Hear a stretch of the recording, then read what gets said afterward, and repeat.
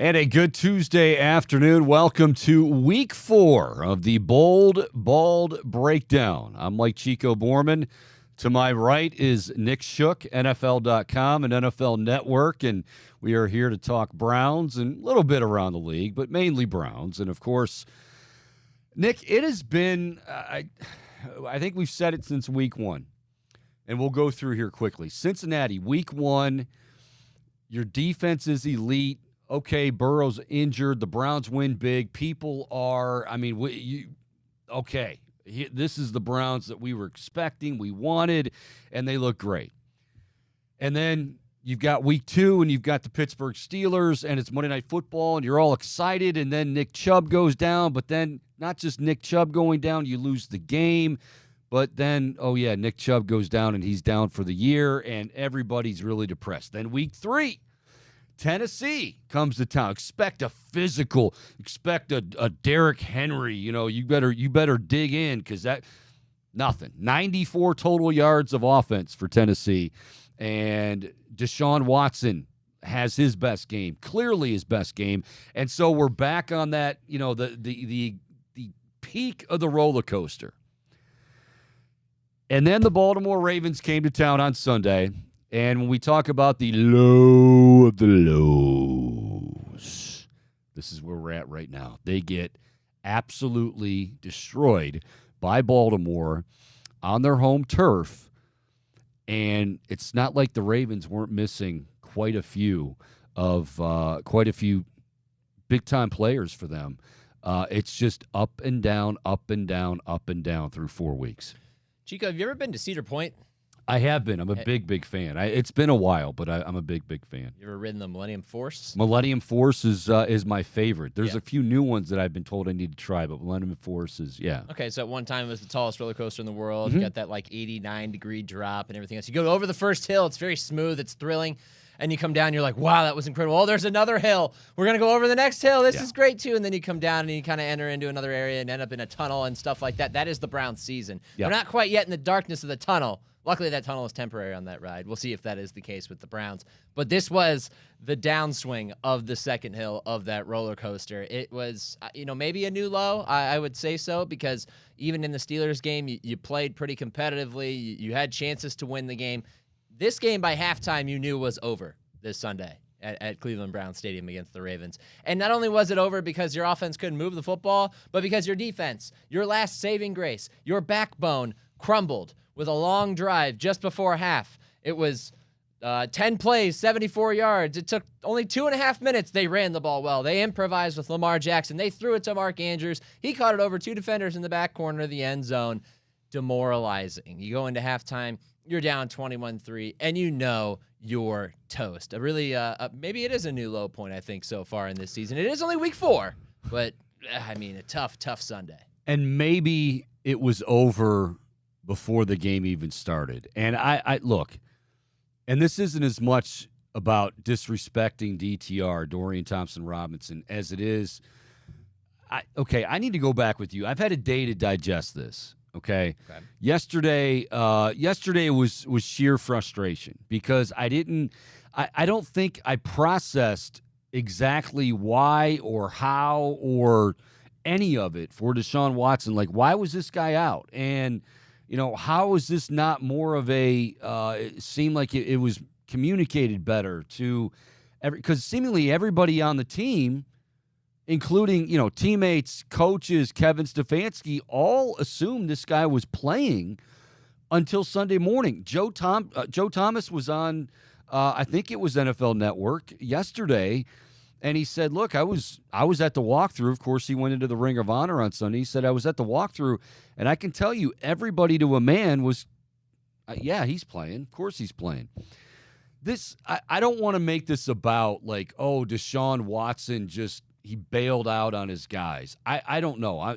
We've heard about all the litany of injuries from playing with a torn ACL in college to the punctured lug when he was with the Houston Texans. And so I'm not questioning the guy's pain tolerance. What I am questioning is, why was this such a surprise to his teammates and to his head coach? Because it seemed like it really blindsided them. Yeah, well, it was kind of a late arriving development during the week. It got more serious on Friday to the point where he threw one pass in practice and then walked over to the trainers, and that was it. But he did express the confidence that he was going to play. You know, he even had Mary Kay Cabot went over and talked to him, and he said, yeah, I feel good. I should be able to play. So everything seemed to be following that track. But, you know, that whole time in the back of my head, I thought, well, if it's a contusion, if it's a bruise, the only way that gets better is with rest, right? And you're going into the bye after this game. Right. Why not Good sit point. him out? So the problem is the lack of communication on the part of the Browns, generally speaking, because internal communication, if you are saying that I'm going to play, but there's still a possibility that you're not going to play and you got to test it on Sunday, well, then you need to say that. You need to go into that with that expectation so you can properly prepare your backup quarterback, who, by the way, is making his first career start if you don't play, and make sure that everything's ready to go into an important divisional game, and that's not what they did. Now, do I think that if Deshaun had communicated on Friday that he was not going to be able to go, even if it was internal and they just left it out there as questionable for Sunday, that DTR would have played any better? No, not necessarily, because I think DTR looked overwhelmed. The speed of the game was too much for him, but the game plan was not good. The way the situations that they put him in were not good. It hurts to not have Nick Chubb in that backfield to be able to rely on him. They went from averaging over 200 yards a game rushing with Nick Chubb to less than 90 without him, right? So that, you know, insulation of a young quarterback is not there. He's out there on his own. But the game plan did not help him because you asked him to do too much. You simply dropped him back to throw way too many times. He was under constant pressure. If I'm the Ravens, I'm blitzing him all day because I know he's going to be a little bit slow to process. He doesn't feel comfortable, and there's no run game to really worry about. No disrespect to Jerome Ford and Kareem Hunt, but there wasn't much of a run game to worry absolutely about in that not. game. So And I think it's an issue right it comes now. down to planning. It comes down to internal communication and being clear with one another so that you can properly prepare. It felt like a team that was unprepared. Kevin Stefanski said afterward, outplayed, outcoached. And I think outcoached really mattered a lot too. And, you know, if this is a team and an organization that, for the most part, has been consistent and good and, you know, Baltimore, Pittsburgh, whatever, you can give them the benefit of the doubt. But I'm not going to lie, Nick. As I started to hear and as I did hear Kevin Stefanski's blurb yesterday, I don't know if we have that or not. Bohm, do we have?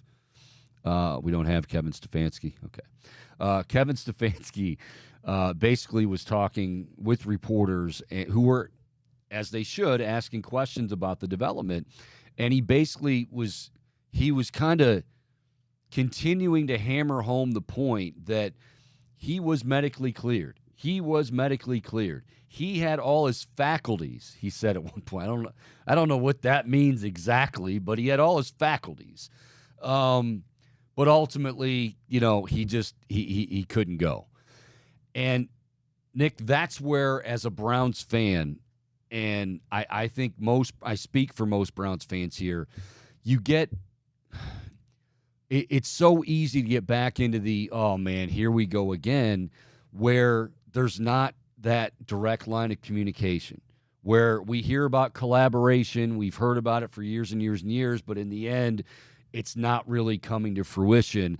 And that's the first thing that popped into my mind is that, okay, if Deshaun really felt this way, it is on him to communicate that to somebody, but it's also then on, you know, as you're practicing all week. I heard that DTR was taking all of the pass snaps and Deshaun was taking all the run snaps. And okay, you're saving his arm, but I just feel like there's still from this last week, a microcosm of what 4 weeks have been.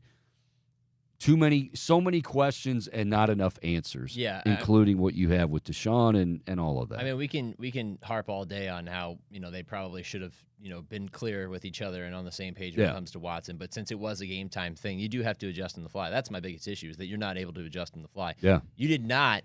On that first drive, which was a promising drive, by the way, got deep into Ravens territory. You did not approach it as if you were playing with a backup quarterback. You know, you were calling jet sweeps and all kinds of misdirection plays as if you have Deshaun back there and he's just going to be able to make up for any yards that you lose on early downs when you don't. Like, when you go into a game with a young guy, you got to be pretty basic. You got to be pretty simple, and you got to make it easier for him. Short passes, lean on the run game, a little bit of play action, use his mobility, get him out in space. They did none of that. They asked him to do something that an all-pro would be able to handle, but not a rookie. And that comes down again to an inability to be versatile in the moment, to adjust on the fly. And when you go into a game thinking, well, we'll see. I mean, I think Deshaun's going to play, but he's still got to test it out. You have to be prepared for that. You're assuming too much at that point. You're assuming that, well, he's going to be able to go. We'll be fine. We'll stick to our game plan that we built for him instead of preparing for the worst. What is the old saying? If you fail to prepare, you prepare to fail. And they did not do that. Okay, so hindsight being 2020, it always is. I don't know if you and I really even discussed the backup quarterback role, but there were some that said, you know what, DTR is going to be fine. Just look at him in the preseason. He looked great. Again, we have to remember, A, preseason means nothing. B, these defenses are not showing anything at all. Again, then go back to A. So, but there were some people that said, oh, I'm totally comfortable with DTR. He's a rookie, and I think to take it a next step, and this is not, again, hindsight being 2020, I think it feels kind of counterintuitive. If you're going to say you're all in for this year, you can't have, in my opinion, you can't have a rookie with no NFL snaps under his belt be going into a game against the Baltimore Ravens, a divisional foe. Now, again, I'm not going to sit here and tell you I harped all over it and, oh, my gosh, why would you trade Josh Dobbs? The one thing Josh Dobbs doesn't have this year with the Cardinals, 0 interceptions. And that's what more than anything else, that's what I'm asking. That's what many are asking from their backup quarterback. We're going to need you to make a play or two, but more importantly, just don't give the ball away.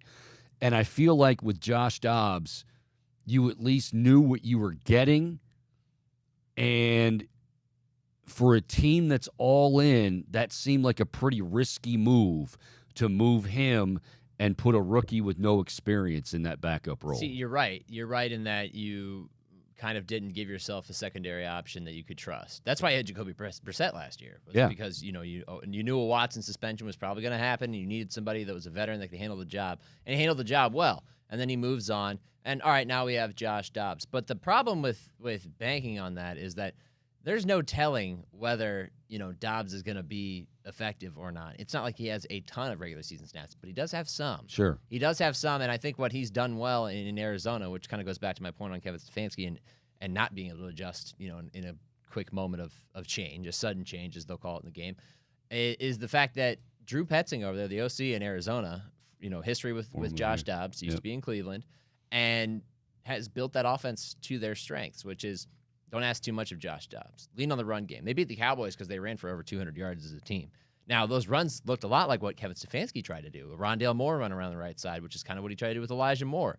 Same last name, just happens to be a coincidence because the product was very different between those two guys. But really what not to play a devil's advocate to this, but if you looked at it on surface and in terms of potential and abilities and in a vacuum when you drop them into a situation, DTR and Josh Dobbs are semi-similar. Like, they're both mobile quarterbacks that are good at improvising, and DTR did everything in the preseason pretty well.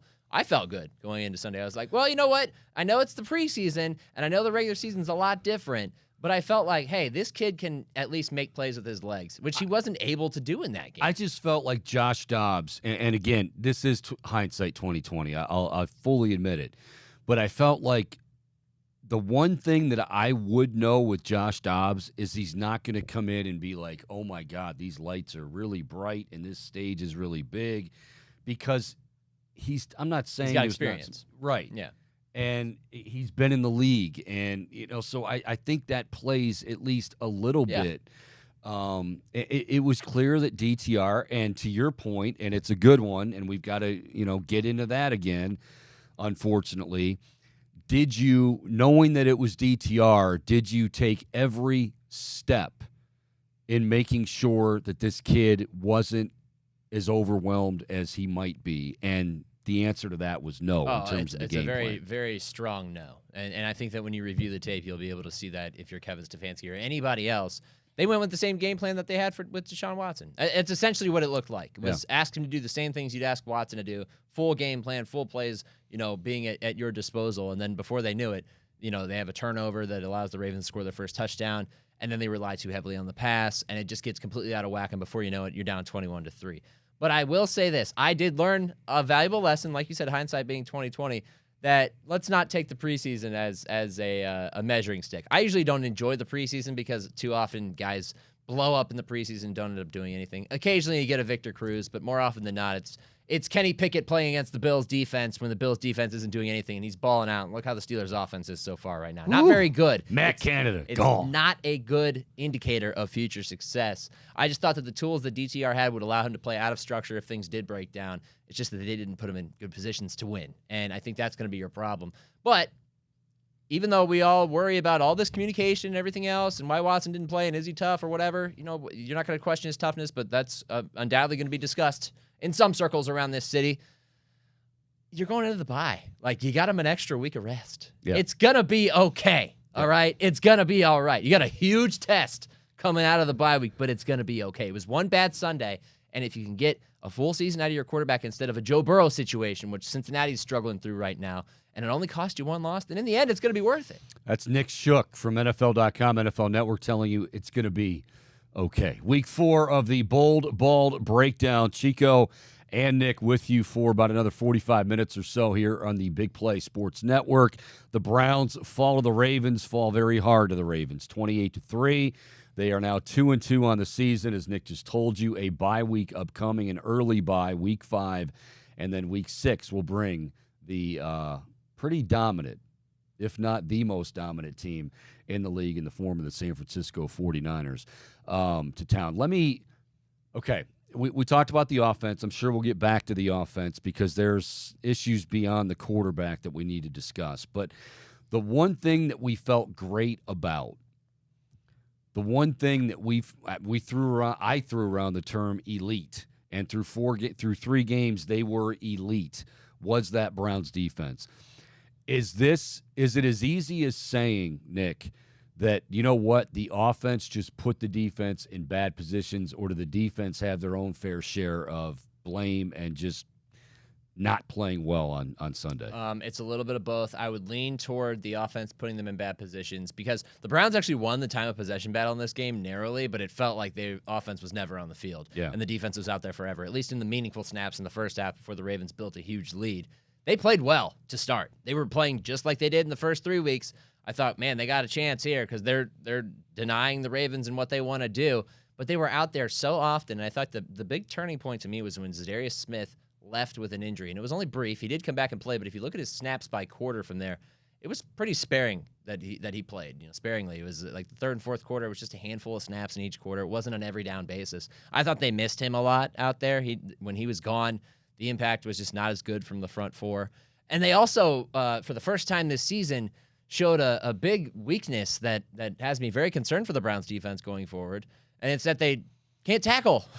Juan Thornhill. They suddenly cannot tackle in the run game. Juan Thornhill did not leave anything to the imagination. He said we were awful tackling guys on terrible. Sunday. I mean, guys should not be breaking contact. I understand if Melvin Gordon beats you on a wheel route down the sideline for a third down conversion with a perfectly placed pass by Lamar Jackson. That's fine. That's going to happen. But Gus Edwards should not be getting off tackle, meeting first contact a yard beyond the line of scrimmage, and suddenly breaking that, picking up 5-6 more. No matter who was running the ball, it was like that constantly. Lamar Jackson, elusive guy, I understand. But this should not be happening on a consistent basis if you think you have an elite defense, which we thought everything that we saw in the first 3 weeks pointed to an elite defense. And I wondered, when we got close to halftime, are they gassed? Have they been out there too long, and are their fundamentals breaking down? Or is this an issue that we just haven't seen because they've been swarming to the ball so much? We're going to find out, because the team that's going to test them in this category, this very category, is the 49ers, who are catch-and-run specialists. Christian McCaffrey out of the backfield, screen passes, anything, running the ball. The only guy that's not going to make you pay really with his legs is Brock Purdy, and even he can scoot a little bit. Deebo Samuel, we know, big run-after-catch guys. So their tackling is going to have to get together real quick. And then we'll find out a lot about this defense and whether we should actually be concerned or if they were maybe just a little too tired on Sunday. Yeah, I the more I think about it, I don't want to get too alarmed with the defense. We look around the league. I was saying to you, we go back to even last night's Monday night game, which I know you covered and wrote about. I mean, that was about as ugly as football can get. And we forget, and I think we need reminding through the first month, The preseason means nothing. They don't do much in camp because they can't do much in camp because of the new CBA and the rules and all that. So a lot of these teams, whether we want to believe it or not, or whether we like it or not, are using the first month to just get their legs underneath them and just get, unfortunately, fundamentals straightened out. Tackling, all that discipline, all that sort of thing. If they can stay healthy long enough. Yeah, exactly. That's the other thing, because you've got a plethora of injuries going on, and God knows the Browns have seen that as well. Okay, I want to go back over to the offensive side of the ball. Again, the bold ball breakdown here. Week 4, Browns fall to the Ravens 28-3. Deshaun Watson misses this game, says he will be fine and ready to go against the San Francisco 49ers in 2 weeks following the bye, but really kind of left everybody guessing and everybody kind of shocked, really, when it came right down to it in that kickoff on Sunday, that he was unable to go. But let's go back to the offense, because when Nick Chubb went down in week 2, Nick, we knew that, okay, look, there is no Nick Chubb out there. Certainly not a Nick Chubb on this roster, and maybe not a Nick Chubb anywhere in the league. But is it fair to say right now that they are in a lot more trouble than maybe you envisioned watching the last 2 games, watching the kind of the lack of any rushing attack, or is this something that just needs more time? I would like to see a little bit more Kareem Hunt than I've seen so far. I know that they want to ride Jerome Ford as their guy, as the guy that they prepared to back up Nick Chubb, who is now the primary guy, but I don't think you're seeing enough of Kareem Hunt. Pierre Strong getting some snaps is exciting because he's a faster guy. You have different styles of running backs back there. It comes down to the offensive line. When you lost Ethan Posick to an injury during that game, the running game notably folded. I mean, it was just much worse without him at center. And that's not to say that who else they have back there, whether it's Nick Harris or anybody else, isn't capable. It's just that it's very clear that when you have offensive line injuries or absences, that you're going to deal with that from time to time.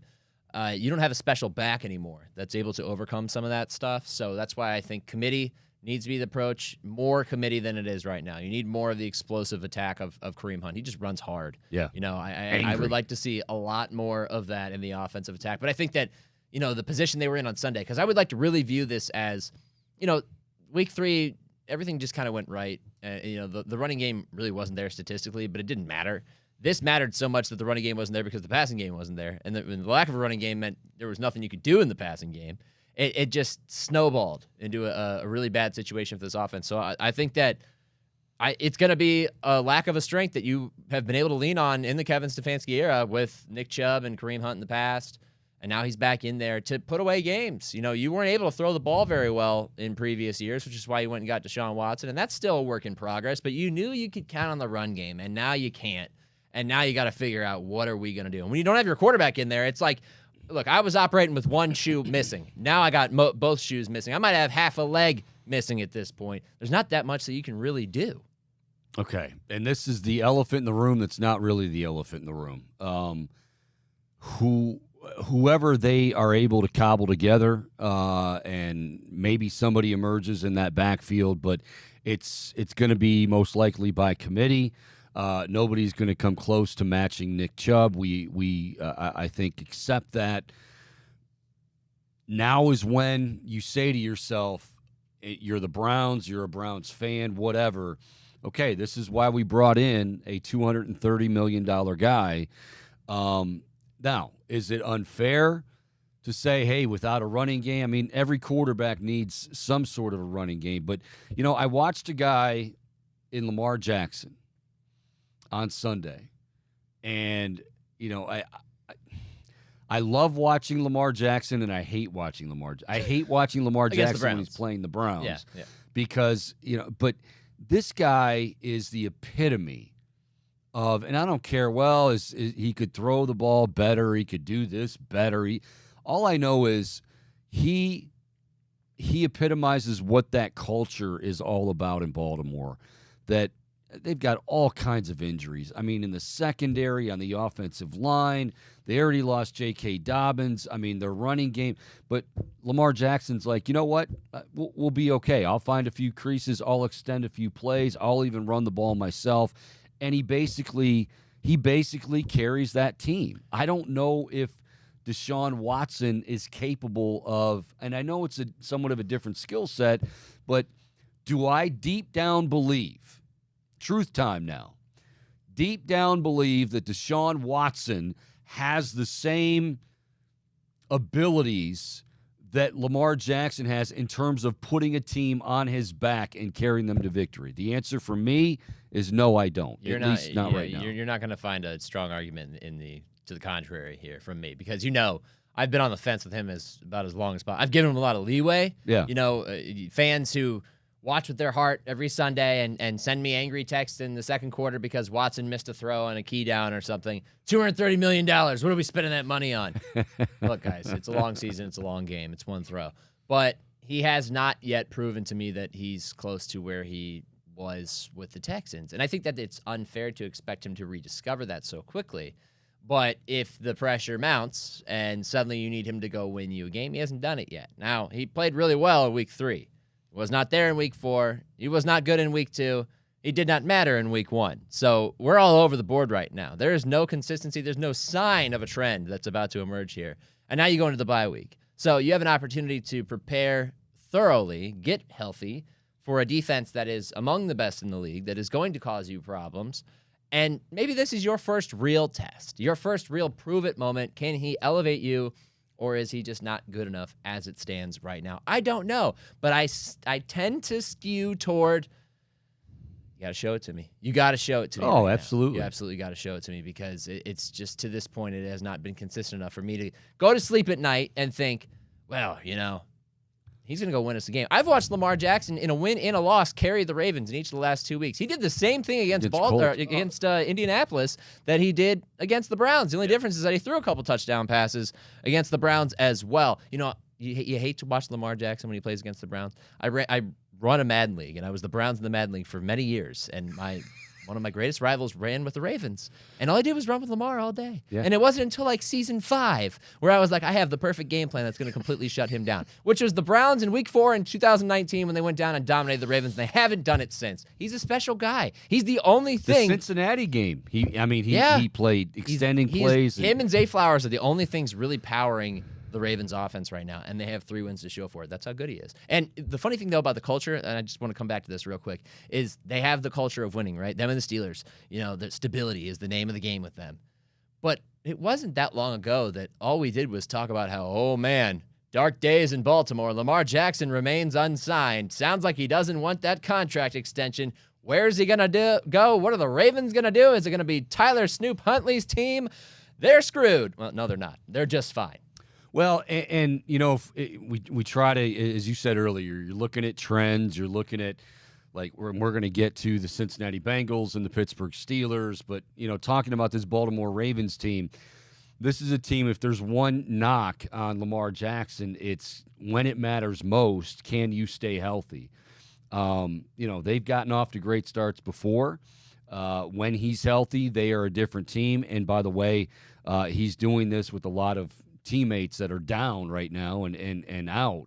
But ultimately, when December rolls around, is Lamar Jackson going to be healthy? I mean, that's what everybody in Baltimore is asking. If the answer to that is yes, then you have a very dangerous team and most likely a team that's going to win that division. That's just the way I feel. What's fun about this, I hated hearing everyone be like, oh, they're going to open up the offense. Todd Monken's in there. It's going to be a completely different team. They're going to be so explosive. They're really not. Play to your skill set. But the good thing for them is, and the bad thing for Browns fans, is that because they're not super explosive, they're also capable of doing more than just run the ball. Like when they were with Greg Roman, it was a run-first offense, and all you had to do was shut down the run and dare him to throw, and they didn't have much of a passing offense built out of it, right? That's the 49ers rode that all the way to a Super Bowl appearance with Colin Kaepernick back in the day. But it just doesn't work over multiple seasons. Eventually, defenses figure you out. You got to change it up. Now with Todd Monken, they're not particularly great at either thing, but the fact that they can do either thing keeps defenses on their heels. I will say, in addition to the missed tackles, Nick, what also bothered me, because this was a point of emphasis for Andrew Bear in the offseason, and we talk about Baltimore's injuries, but they dominated the line of scrimmage, both sides of the line of scrimmage, not just on the defensive line, on the offensive line. I mean, and again, these are guys. These were Ronnie Stanley was out. They had some guys. Key guys Patrick missing. Macari was playing left tackle, one-on-one against Myles Garrett, early sack for Myles Garrett. It's not going to work, right? Well, they adjusted. They won the battle. And that's where it starts. That's where it always starts. Yes. And that kind of does go back to the culture, to be honest with you, because they've dealt with a lot of injuries. They had Al Villanueva playing tackle for them for a couple of years because Ronnie Stanley hasn't been able to play a consistent full season in like 3 years. And Orlando Brown slide over to left tackle and play great and earn himself a big contract in Kansas City and then earn himself another big contract in Cincinnati. And I think he's overpaid, but he's gotten his money because he did it well in Baltimore, where they just find ways to make patchwork offensive lines work. And it helps to have a quarterback who can evade the rush. You just went into that game on Sunday, and by no means, I don't, Deshaun's healthy or not, whatever. By no means was anyone saying, oh, this is going to be a walk in the park, because it's Baltimore and it's Lamar Jackson and he's healthy. Kyle Bowler could be out there.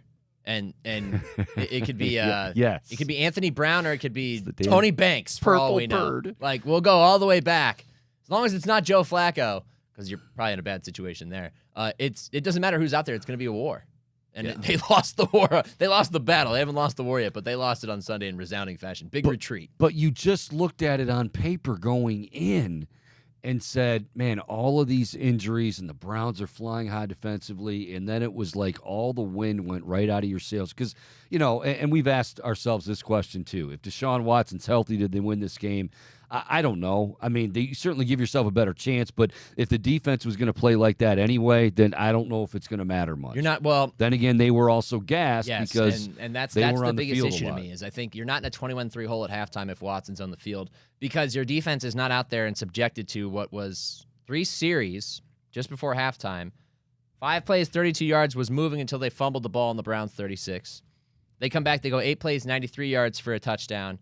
And then they come back and go 10 plays, 94 yards for another touchdown. That's all in the second quarter, and the last 2 drives coming within the last 9 minutes of the second quarter, taking roughly 4.5 and 2.5 off with each possession. That's a lot of time for a defense to be out there. 3 offensive possessions in that quarter that all took up a decent amount of time. You're not in that situation if Deshaun Watson can sustain some drives, but it became very evident before halftime that this offense was not going anywhere and that the onus was going to be at one point, when they were down 14-3, I thought, they're going to need a defensive score to be in this game at all. And you can't ask for a defensive score from a unit that's out there constantly and then starts missing tackles. It was over at halftime, but it is only one game. Week 4 of the Bold Bald Breakdown here on the Big Play Sports Network. I'm Mike Chico Borman. He is Nick Shook with NFL.com and the NFL Network. You can follow him on Twitter at the Nick Shook. We've got numbers that matter from the game coming up. And obviously a preview of the San Francisco 49ers coming up as well. So, okay, this bye week is, well, it's upon us. It's upon them. First and foremost, it's early, but you say, well, if your quarterback's injured, it comes at a good time. So get guys healthy, get Deshaun healthy. What else? What's the list, the checklist include for Kevin Stefanski and company in terms of what they need to desperately get right with before the Niners come calling? Kevin Stefanski specifically, stop getting cute. Okay? I mean, it's in his DNA. We're convinced. I know, but I understood why he did it against Tennessee early. That's a good defensive front. He's trying to soften up, make the perimeter a threat so that you're not so boxed in when you're trying to run between the tackles. This is unnecessary stuff, okay? We get it. You make some cool play designs, all right? Sometimes you can pull them out and catch a defense by surprise. But guess what? Through 4 weeks, no defense has been caught by surprise with any of your trickery in the backfield. Stop it, okay? You can do some perimeter stuff. You can run a jet sweep. I'm fine with the Elijah Moore thing out of the backfield because it could work. But all this extra stuff that you're doing, well, first off, tell Elijah Moore to just take the loss instead of losing another 15 yards trying to make something happen that's never going to happen. But secondly, just calm it down on this stuff. Get the basics ironed out to where they're so good, so consistent that you can move the ball in 3-4 yard chunks. That's all I need. 3 to 4 yard chunks. That'll get you a first down on third down. By the way, turnovers have been a big issue for this team. And, granted, you had the rookie in there. Yeah, and I you kind had of 3. throw that out the window for week 4, yeah. But, I mean, wow. They've definitely turned the ball over. It's one thing, you're saying, well, they're not getting turnovers on defense. And they were playing so elite. Like those things, that's a byproduct. I'm not gonna harp on that too much, but on the offensive side of the ball, you're turning the ball over way, way too much. You're making it very, very difficult. 3 in week 4, 1 in week 3, 4 in week 2. 4. That lost you the game. The turnovers in that game. Oh, absolutely. Yeah, I mean, turnovers are a huge statistical difference maker in a football game. Usually who wins the turnover battle wins the game. If you win the turnover battle and you lose, you must have screwed up significantly because you had more opportunities to put points on the board. The defense, though, you were right. They were playing well enough that it kind of rendered it almost moot in the first few weeks. They were tested again on Sunday when they had a turnover and the Ravens got the ball on the Browns' 10-yard line. And I thought, well, okay, here we go. Here's a play inside the 10. Defense didn't allow them to get there, but here they are. What are they going to do? Touchdown, Lamar Jackson right up the middle. All right. Before we get to the numbers that matter, San Francisco coming to town. Nick, this might be the best team in football. I mean, you can certainly have that conversation, but they are in that conversation. Brock Purdy, I've heard criticism of Brock Purdy as well. He hasn't really had a situation where he's had to come back and put a team on his back and win a game late. Well, why do you think that is? Because they know what they're doing. They don't want to put him in those positions, and they're not putting him in those positions. And right now, Christian McCaffrey is playing like Christian McCaffrey, maybe the best player in football. So it's gonna be one hell of a test, and we didn't even talk about the defense yet. So I agree with the 49ers. I think that they're one of the best teams in football. They are the leader of the NFC right now. But if you look at their schedule, I think this is going to be a case of we're going to look back at like week 12 and think, man, they had a really easy first month and a half. They played Pittsburgh, dominated them. They played the Rams, kind of dominated them, ran away with it, really more than anything. They played the Giants, who, as we all know, in case you did not see Monday Night Football, are a bad football team. Oh, my God. Dominated them. And then they Real dominated the bad. Cardinals, who beat the Cowboys the week prior, but it was kind of, I don't know if I would say fluky, kind of fluky. They caught the Cowboys sleeping a little bit there. They came into Arizona flat. They scored 30-plus points in every game, so the offense is there. But I do wonder, if you look back at this schedule, were they really tested in the first 2 months? Because now they get Dallas. By the way, if you're not familiar with the 49ers, folks, as long as you got access to NBC, you're going to get the national broadcast on Sunday Night Football because the 49ers are taking on the Cowboys. How about them Cowboys? At the Big Bottom Bell. Bell Bottom. Yeah, that's what it is. The Big Bell Bottom, Levi Stadium. The Big Jeans out in Santa Clara. The big button fly out in Santa Clara on Sunday They still night. make those button flies? I bought a pair of jeans a couple years ago that had had button fly on it, and I was like, oh God, I have to return these. It's just cumbersome.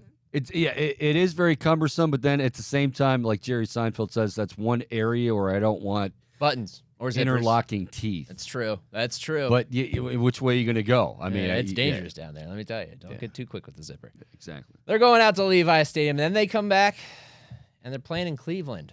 So they get a good test in the Cowboys, who dominated the Patriots, got back up off the mat, and put a resounding performance out there. So I think that they get their first test on prime time, and we're going to learn a lot about this team, and it could be a bit of a preview for how they play against the Browns, how they match up, at least versus a defense that's pretty good, although the Cowboys have been pretty bad against the run. But then you go from there, it's like Vikings, Bengals. Bengals are in a tough spot right now. The Vikings are not a good football team. They're average at best. Then they get a bye. Jacksonville, Tampa, Seattle, Philly. Like, it doesn't get hard until November for them. I mean, they could be looking at 8-0 going into the bye, including beating the Browns, and we'll think, man, this is the best team in football, and I think there's just a little tiny bit of fool's gold. I think they're legit, but not quite as good as maybe they think. So obviously you have your QB index, and I think you're going to drop the latest one. That'll be out on Thursday. On Thursday, Yes, okay. it'll run on Thursday. Close. But you've got the QB index that you'll be dropping soon in a couple of days. So you've watched a lot of film on all of these quarterbacks. You've watched Brock Purdy. What is it that makes him special? What is it that makes him such a good quarterback? It's the same thing that made him effective as soon as he came into the game, when the 49ers just prayed that he would be okay.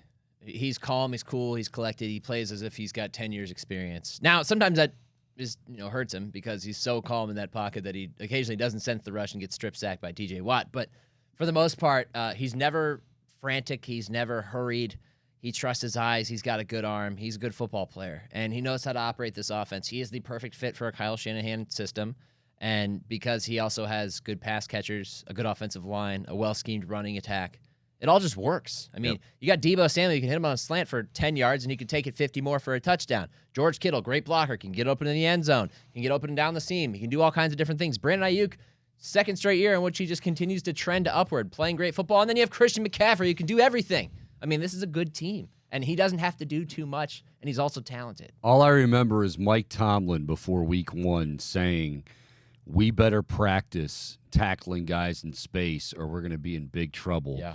And Christian McCaffrey did exactly that in that game. And, that's a guy that if you don't tackle him, you don't get him on the ground. So Juan Thornhill, whatever they need to clean up from that Baltimore game needs to be cleaned up. Yeah, I don't want to be a Debbie Downer, but if the Browns tackle like they did specifically in the second quarter of Sunday's game, they will lose by double digits to the Niners. All right, before we get to go around the division, Bengals, Steelers, not good weeks for them, continuing to be so for Cincinnati. Before we get to that, we got numbers that matter as we close out the Browns and the Ravens, a 28-3 debacle at the hands of Lamar Jackson and the Baltimore Ravens. So numbers that matter, we're going to start. I never like starting with a negative number, but negative 116.5. This is the week for a negative number to kick it off. Yeah. All right, we're going to keep this solely off of this game since we're going into the bye week. Okay. Negative 116.5 is the rushing yards per game between prior to the loss of Nick Chubb, which was at 202 per game, and 85.5 they're now averaging per game without him. Ooh. That's very, very average for an average. Like in fact, that's below average. If you look at the rankings by team, negative 2.3 yards per carry. That means that they're averaging 2 yards, more than 2 yards less per carry without Nick Chubb than before. That's why you're seeing the offense perform as it is.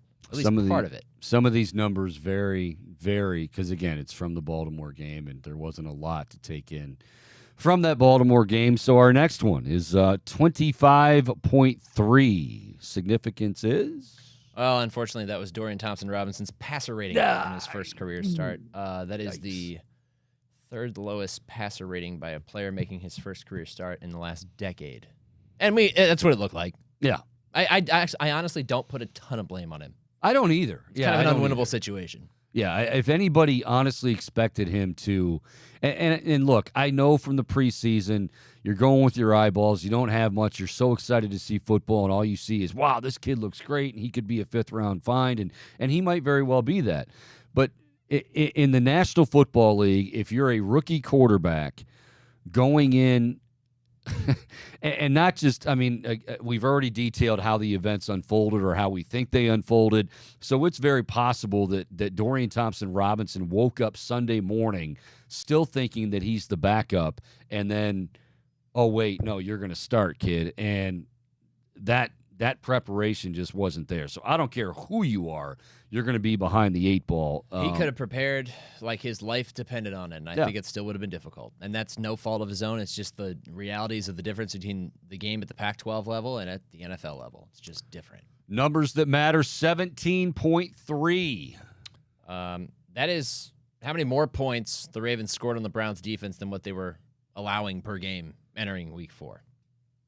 So math, I know math's hard. This is why I'm in this business, because I don't do a lot of math, even though I kind of have to do a lot of math. Unfortunately, you don't even really need to be a mathematician to figure this one out. The Ravens scored 28.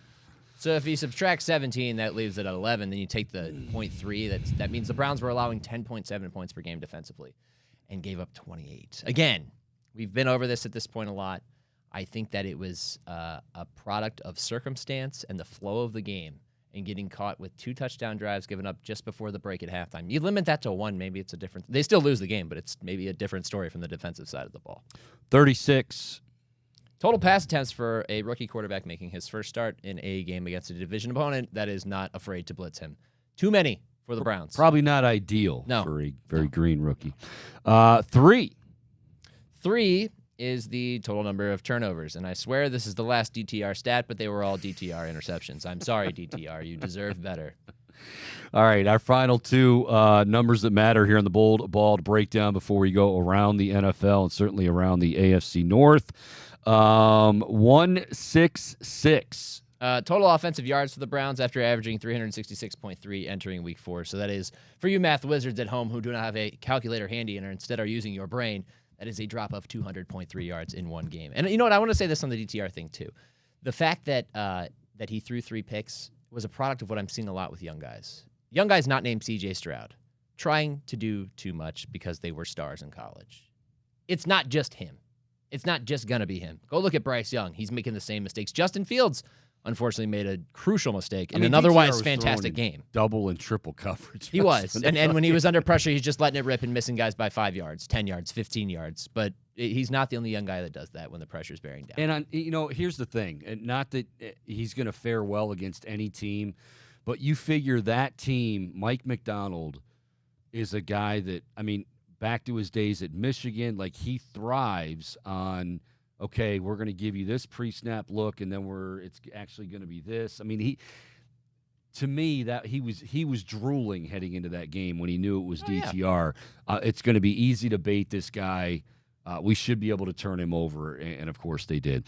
All right, he's a favorite target. This may have given it away for Lamar Jackson for many years, and unfortunately the Browns, well, they always seem to realize that after every single time they play them. 80 is a significant number. Why? I will defend Jim Schwartz in the group on this in a second, but 80 is the total number of receiving yards for Mark Andrews on Sunday, which also coincidentally was his season total entering week 4. Now, he wasn't able to play in week 1, but that's kind of concerning. 80 is not a big number. The 2 touchdowns are the more important, bigger number that he scored. But I defend Jim Schwartz in the group because there wasn't a lot of tape from this season that suggested that he was going to be such a focal point in the offense. It was more of like just a rapport, like just Lamar is rolling out right, and all of a sudden he sees Andrews drifting left on a key down, and he just tosses it over and knows he's going to be there and catches it. And it's, the other guys that made the bigger difference for this team going into week 4 were Nelson Aguilar and Zay Flowers. It wasn't Mark Andrews, but of course he knew he'd have to get back on track eventually, much to the delight of his fantasy owners out there. I'm sure you're happy, even though you might have lost your game still. All right, so that is going to do it for the Browns portion. Again, bye week this week. Get healthy, Deshaun Watson. Get ready for a very formidable opponent in the form of the San Francisco 49ers. You do get them at home, and I know the home fans are going to be hungry. What's that? A lot of home games early. A lot of home games early, you're right. And this would be a nice time for the crowd to be in that game. Unfortunately, like with San Francisco, they have a way. We saw this in that Monday night game a while back where it's like you're all excited and then they just know how to take the wind out of your sails very quickly. So we hope that is not the case coming up in week 6. All right, let's go around we'll go around the league, but really we can't get out of the division yet because there are 2 huge storylines developing. We knew going into the season, we certainly found out firsthand, Joe Burrow is not 100% in week 1. Joe Burrow doesn't seem to be any better after week 4, and now this is starting to become, Nick, it's, well, I hate to use the pun here, but it's painfully obvious that he cannot, with any authority, dig that right cleat in and really fire off that right leg. That calf is hindering him, and even when, you got to be somewhat cognizant, not that he's a scrambler like Lamar, but he's certainly athletic enough to move around. Now you can see teams aren't even really respecting that because they know he's not going to go anywhere. How much? Granted, it's still very early, but how concerned are Bengals fans and how concerned should Bengals fans be right now?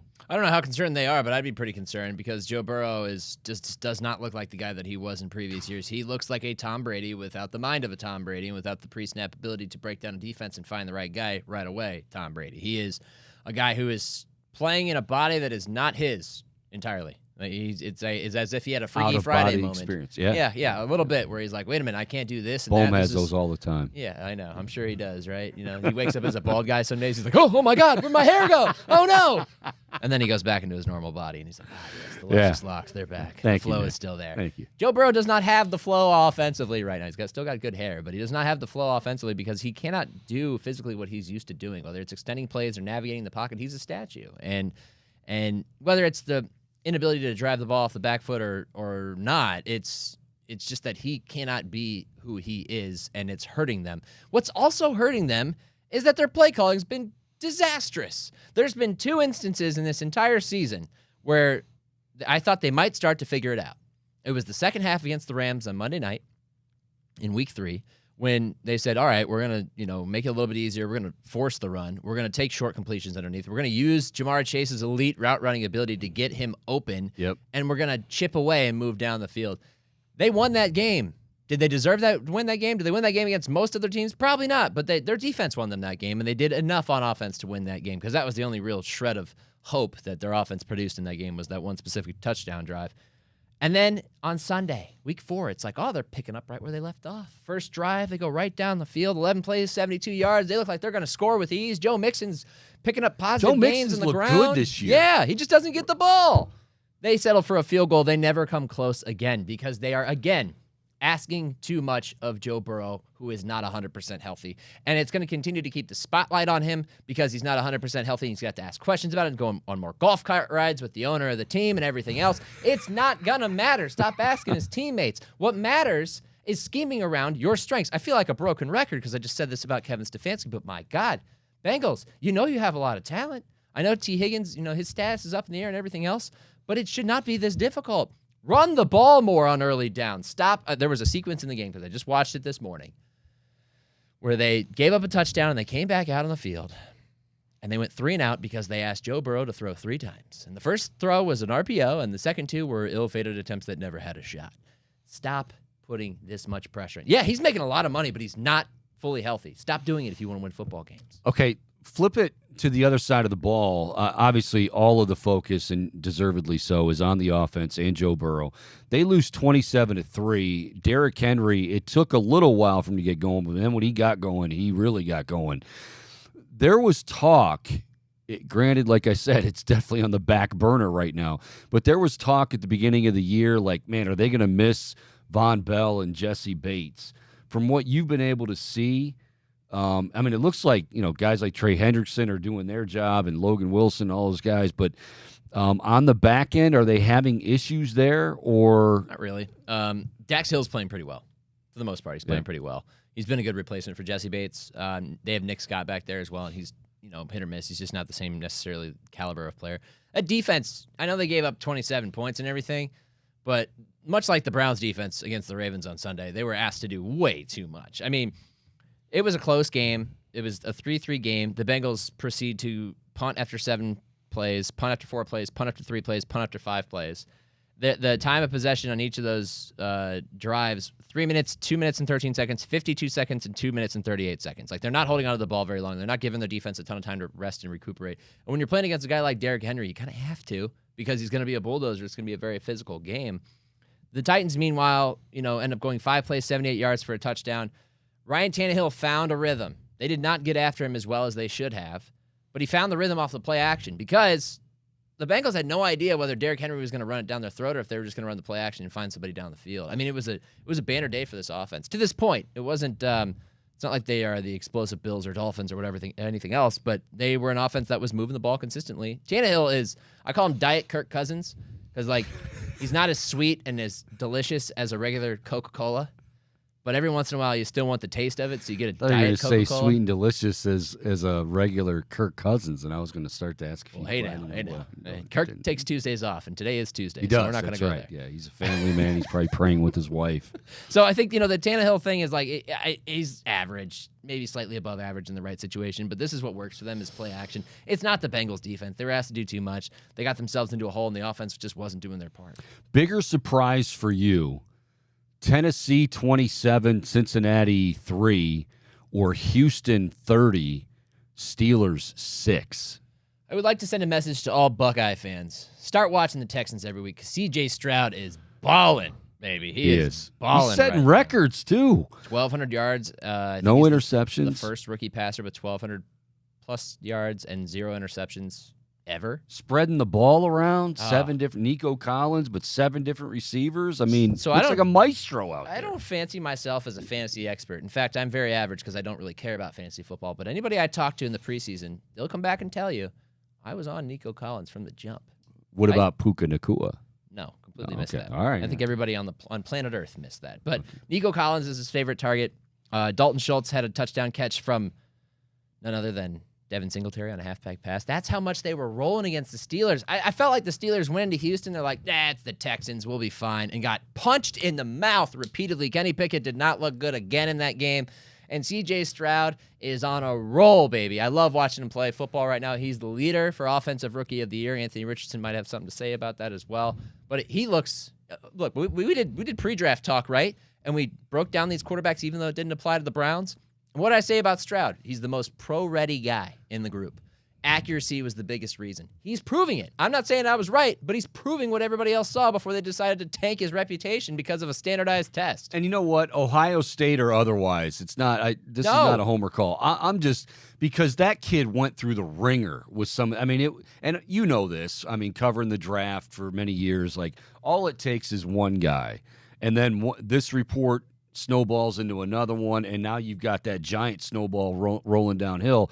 I mean, to the point where you're going, well, should Will Levis go in front of him? Might he slip to the second round? Like, I'm just happy for him. He kept his cool. He kept his composure. I love that Houston team. D'Amico Ryans, you talk about a team that has kind of taken. I think you wrote about this. Of its coach, yeah. Taking on the personality of his coach, and that's nobody gave the Houston Texans a prayer. And here they are 2-2 with a quarterback that is nothing but up. They're 2-2. They're not world beaters yet. Sure. But a lot of the signs were there in the offseason when they started making signings of significance. It was Dalton Schultz. It was Jimmy Ward, guys like that. Veterans who had opportunities to play elsewhere and chose Houston. And Houston has put together a team that's full of hungry guys, young guys. Tank Dell, one of my favorite receivers in the combine, is producing for this team as well. Yeah, you did call it. You're right. I get one or two every year. Alex Highsmith a few years ago, Tank Dell this year. Every once in a while, I get one. They're a well-constructed team that's just scratching the surface, and they're a fun team to watch. I think the Steelers were completely blindsided by this group. That is going to make the AFC South a very interesting division. Suddenly, every team in that division's got a shot right now. So when Mike Tomlin had the big eyeballs and said, "You're damn right, there's going to be changes," what kind of changes? I mean, immediately we know the name in Pittsburgh. This has become a joke with us. They've been wanting Matt Canada out for 3 years. Is this a Matt Canada? I'm not saying it's all him. Is this a big Matt Canada issue? Is it because this was the team that was kind of talk about preseason being nothing. Some of us, maybe me, maybe you, thought, man, Pittsburgh, I'll tell you what, I know it means that spread nothing, really quickly. It wasn't just us. Like everybody in the national, yeah. They were look, watch out. Pickett's going to take that next step, and they have not done anything. So really, who's to blame? And if Mike Tomlin's talking about changes, where are the changes coming? Offensive line is partially to blame. They are not protecting Kenny Pickett well enough, and I think it's gotten to the point where he's starting to see some ghosts. We said that in week 1 he's seeing ghosts, but after a month I feel a lot more certain that he's seeing ghosts because he spun right into a sack on 4th and 1 out of the shotgun that he actually got hurt on and exited the game. And it's just not a good group right now. Najee Harris actually had a pretty good day on the ground, which is the first time this year that he has. But the offensive line isn't protecting the quarterback enough on passing downs. And Matt Canada is completely out of sync with this offense when it comes to play calling. From a down-to-down basis, he's just not putting Pickett in advantageous situations. They're not allowing him to rely on the run game because too often they're throwing bubble screens or they're forcing Kenny to check down. Whatever it is, there's a number of different issues. But the offense as a whole has talent and is not producing because they're not getting high percentage opportunities right now. And you're asking too much of that defense. But, man, I had a lot of fun watching that game just because, the Texans are really fun to watch. It came against the Steelers. I know I'm in Cleveland, everything. Yeah, the Steelers went down. But pay attention to the Texans, folks.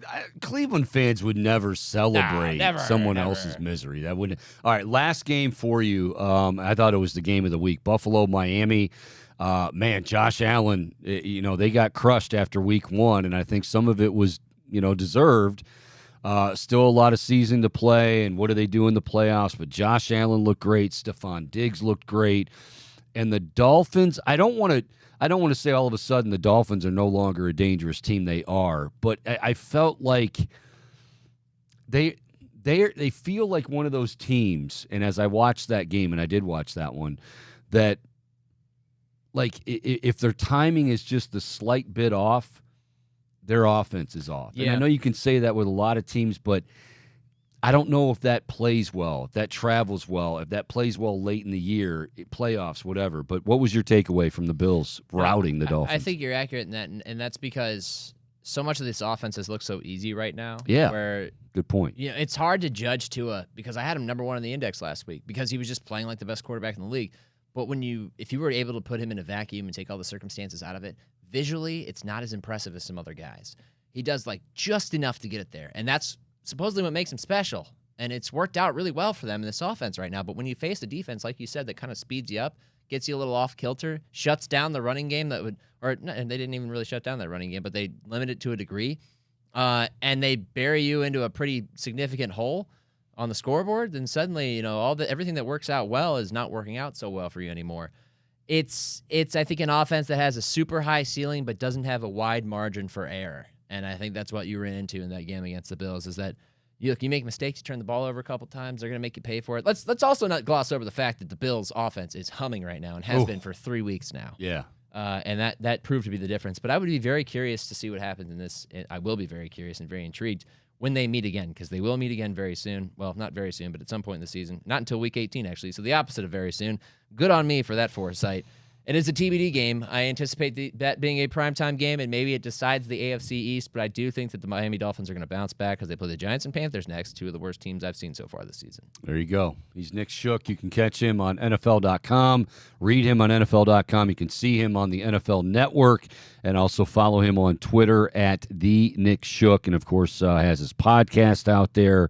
All sorts of ways that you can track him down. I think I'm going to make a link tree today.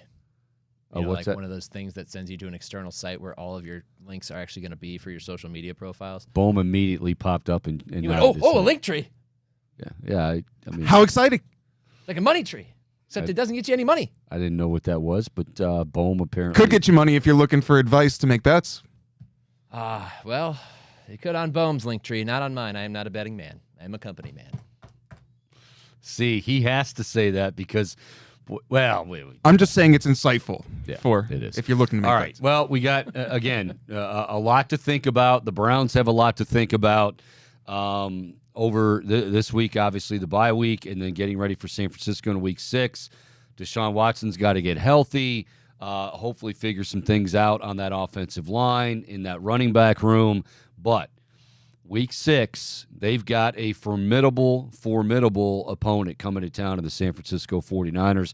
We'll be back next Tuesday kind of previewing, more of a preview, see how San Francisco does against Dallas, and then see what it looks like for the Browns and the Niners coming up from Cleveland Browns Stadium. But always a pleasure, my friend, Nick Shook of NFL.com and the NFL Network. Will do it again next Tuesday. Absolutely. Looking forward to it. The Bold, the Bald, the Breakdown, Week 4 is in the books. We'll be back with another hour, final hour, the Chico Borman Show, coming your way next, right here on the Big Play Sports Network.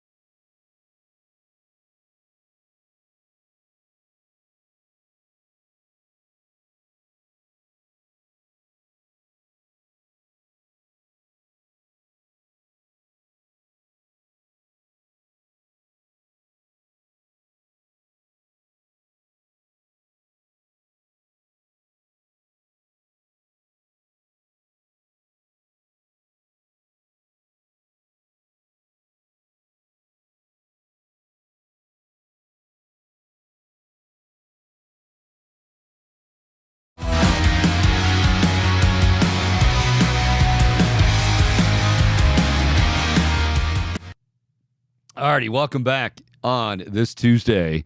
It is the Chico Borman Show on the Big Play Sports Network. We just had our Bold Bald Breakdown Week 4. If you missed it, hey, we've got plenty of opportunities for you to check it out. You can go back and, well, we have replays all day on iHeartRadio, so you can catch it there. Also, podcast form, wherever you get your podcast, Apple, Spotify, available there.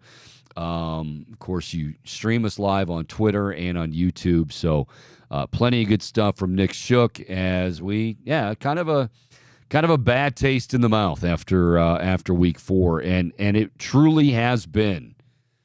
I mean, you can, I guess to some degree, a football season when you're invested and you love your team like Browns fans love their team, every week is going to be an emotional roller coaster. But I feel like this month, you have been, and we have seen, the highest of the highs and the lowest of the lows. I mean, it doesn't get much lower than losing to Pittsburgh, but then losing Nick Chubb on top of it. I mean, that next day was about as low and depressing as you can get. But then you come back and you bounce right back, and, I mean, you throttle the Tennessee Titans. Derrick Henry never gets going. Ryan Tannehill, I mean, the defense looked like the 85 Bears. And you're thinking, well, you know what? Baltimore's got some guys banged up. Of course, we didn't know that Deshaun Watson was banged up for the Browns. We didn't really find that out. I'm trying to think. We really didn't find that out until like Wednesday. Because that was the first day. Yeah, that was the first day back on the field for Browns players. After the game against Tennessee, Wednesday he didn't throw at all. Okay, no big deal. He's a little sore. He took the shot to the shoulder.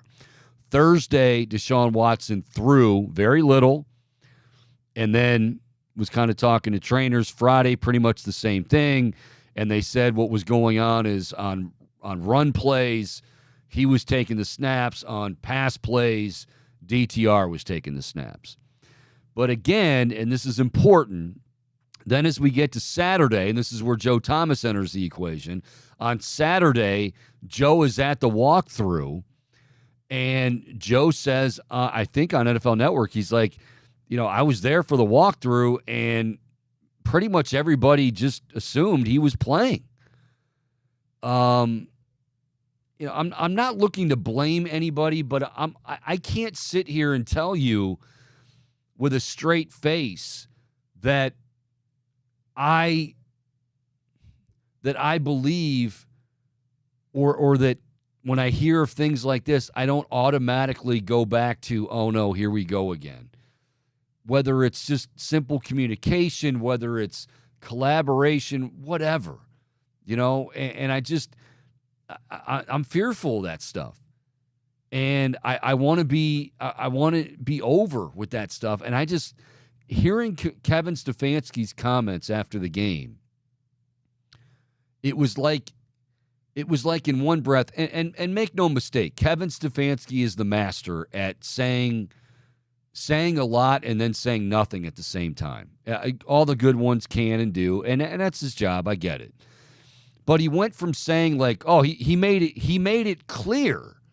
Stefanski did that Deshaun Watson was medically cleared. He made that very, very apparent. He was medically cleared.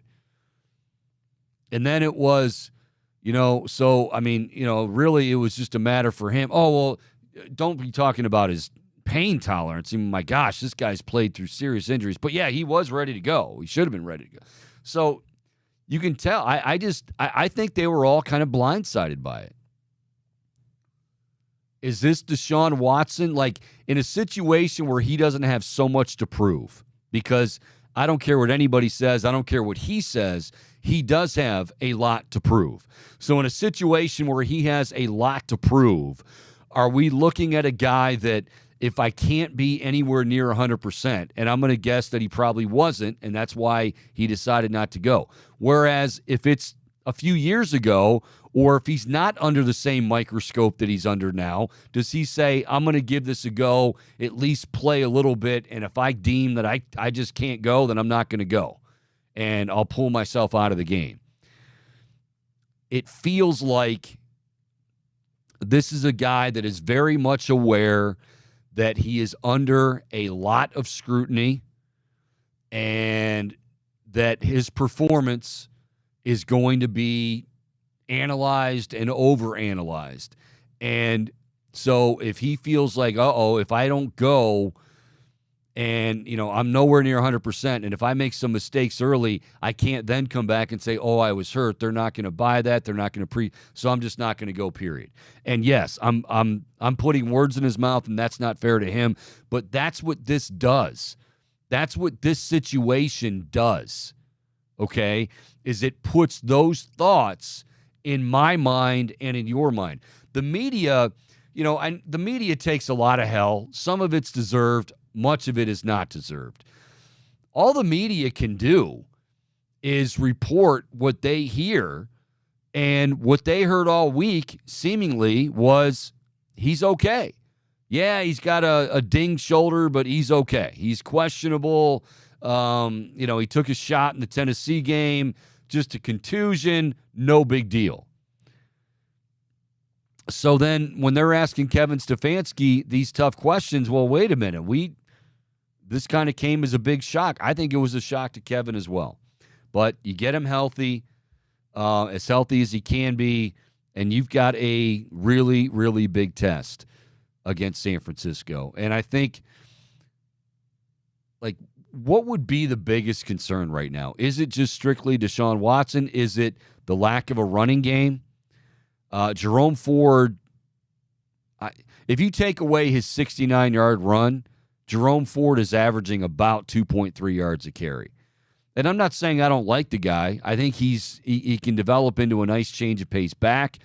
I think he is a strong runner to some degree. I think really where he excels is out of the backfield catching the ball. Kareem Hunt, I agree with Nick. This might be the time because you probably won't be able to later in the year because he's going to be dinged up and because there's a lot of mileage on those tires. So while he has a fresh set, go ahead and use him. And they're going to have to use him, I would think, in a game like San Francisco. You can use that. This is where, and I hate to, add insult to injury, but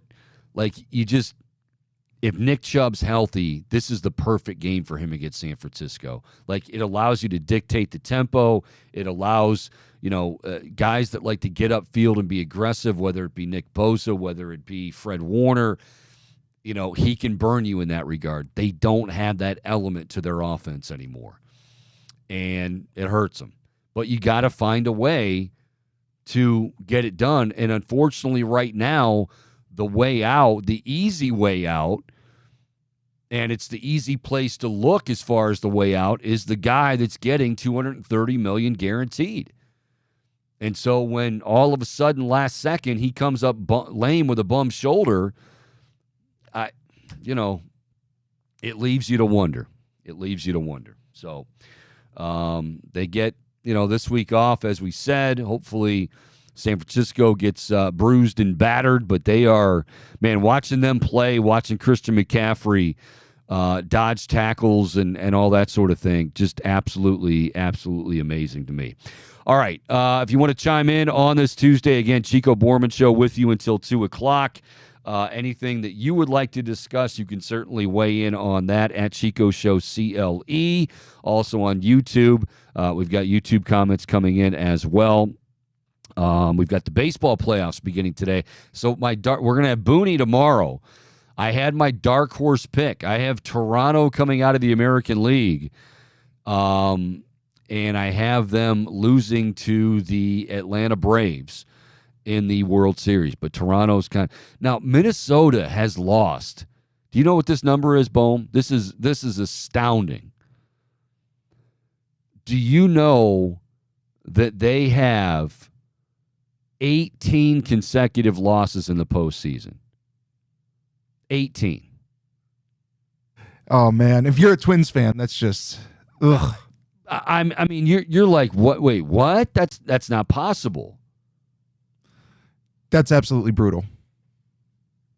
All right. See, I'm getting some hate on this because on yesterday. By the way, let me go back to Deshaun real quick. I said seemingly he's good to go, and now we've got the Deshaun supporters who are like, how dare you say that he was good to go? I'm exaggerating, but I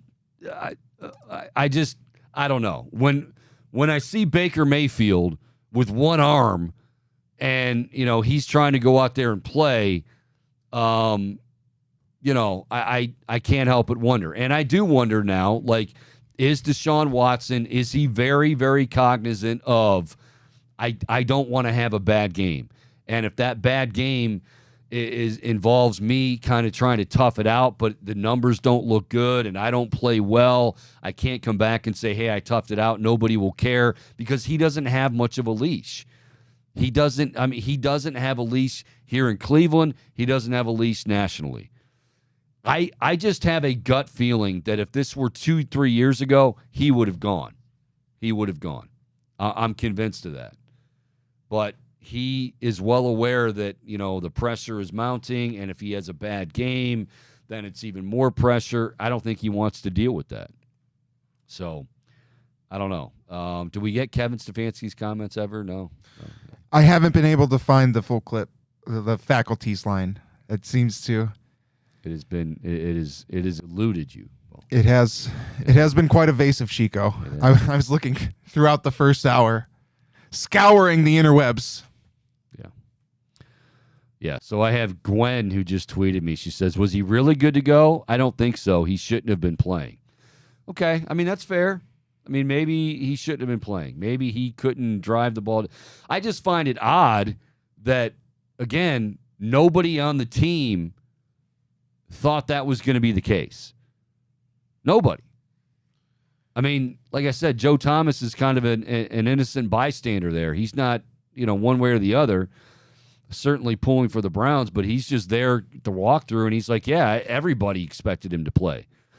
So either he really had a rough night and he woke up literally on the wrong side of the bed or on the wrong side of the shoulder or whatever it is. But it just seems, everything just seems very odd, which is kind of what we're used to, I guess, now with the Browns. But go ahead. Well, if it does, to your point, feel a little deceptive of Deshaun to lead not only the media and the fans, but also his teammates on to, yeah, I'll be good by Sunday.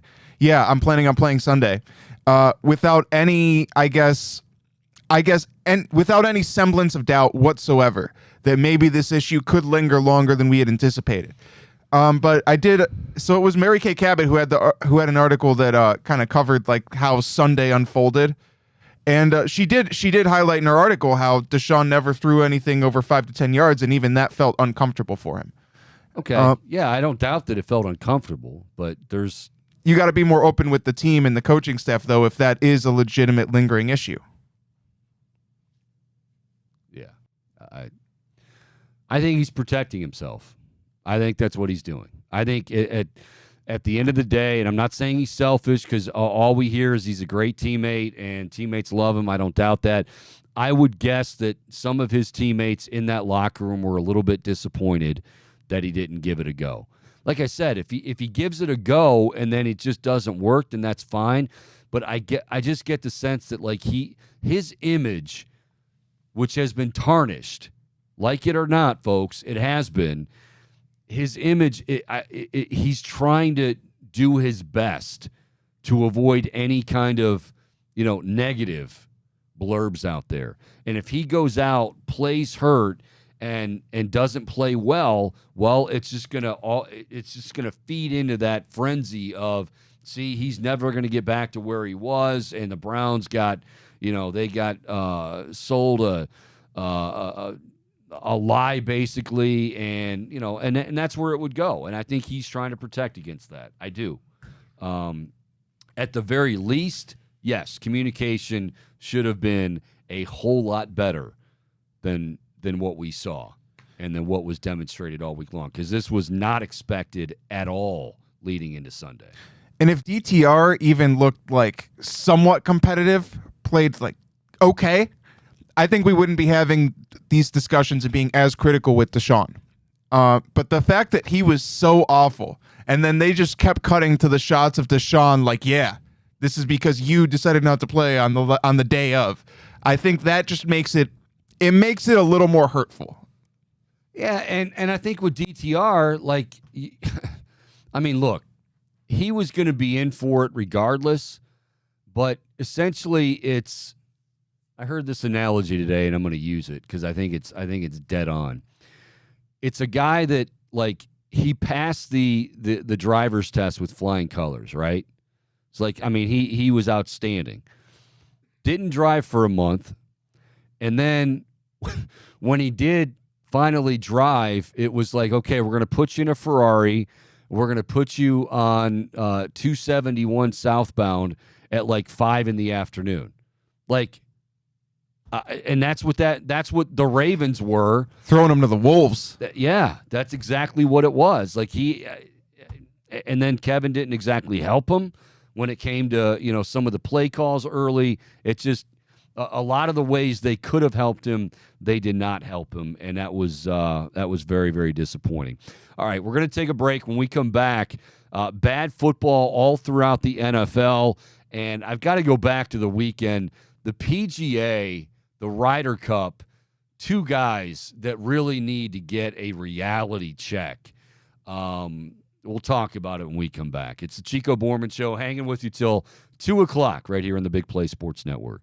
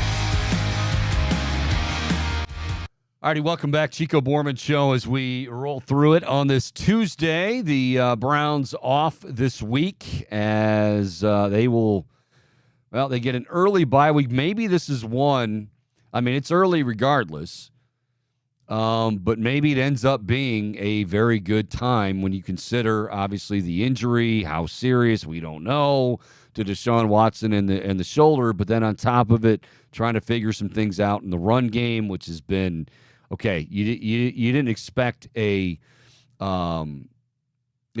to just go as planned when Nick Chubb went down, but it has been bad. So they've got to get that figured out. The other thing, going around football, I was telling Nick, and I know he wrote about it for NFL.com. He was covering last night's Monday Nighter, the Seahawks and the Giants. The first month, more and more convinced now that teams are using the first month, and the NFL makes it a longer regular season, one, because they can make money. 1A, 1B, 1C, 1D, because they can make more money. But also because teams aren't really hitting their stride. And I mean, and when I say hitting their stride, I don't mean like, because it goes to, it's no secret that teams maybe halfway through the season are starting to figure things out and they get into their rhythm and all of that. But I'm talking about teams, by and large, when you watch last night's game, when you've watched a lot of the games that have taken place so far in the NFL through the first month, that are just, I mean, this is an extended preseason that happens to count. Guys aren't, I mean, they're making terrible decisions. They're not tackling well. Tackling is something that doesn't, it's not like it was years ago in the preseason and in training camp. You're not doing those drills. You're not hitting guys. So guys are using the first month of the season to just kind of get their legs and get their conditioning right and get used to playing football again. Preseason is not football. Preseason's going through drills and shorts and T-shirts and looking good. And then, it's like that first month, and this is kind of what we're seeing across the league. I've got to say, I'm looking at these. I don't know who started these, but the Spirit Halloween costumes that come out. Kevin Stefanski. Yeah, and it's Reflog just tweeted it, so that means 28 million people will see it. The Spirit Kevin Stefanski, Cleveland Browns head coach costume, comes with rugged good looks. Oh, he's so hot. Perplexing game plans, baffling decision making, horrendous play calling, inability to make in-game adjustments, and it says new and big yellow little star. It says create unnecessary drama. That just sounds like my life. One size fits most. Also, there's a choking hazard on this one. Now, yours would be much. Bohm, your costume would involve like horrendous play calling, baffling decision making. Yeah, come on, check. But I think yours is, well. No, that's pretty accurate. Yeah, I don't know. See, and this is my point. Okay, so remember I said, Gwen, was he really good to go? I don't think so. And my reply was, yeah, but it was just very odd, and I think he was afraid of the fall. He said, yeah, maybe so, but had he played and we lost, he would have been raked over the coals. That's my whole point. He would have been raked over the coals, and he would not have been. He's not mentally. He's not tough enough to deal with that. I think he used to be able to deal with that. He's not mentally tough enough to deal with that now. Like he does it. I maintain this. He does want to be liked, or at least not hated the way he is, not just here but everywhere.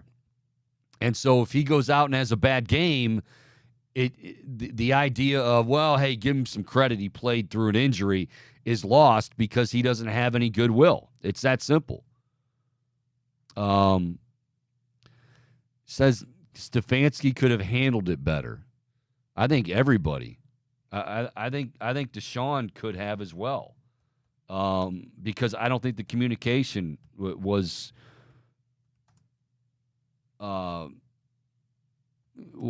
where it needed to be.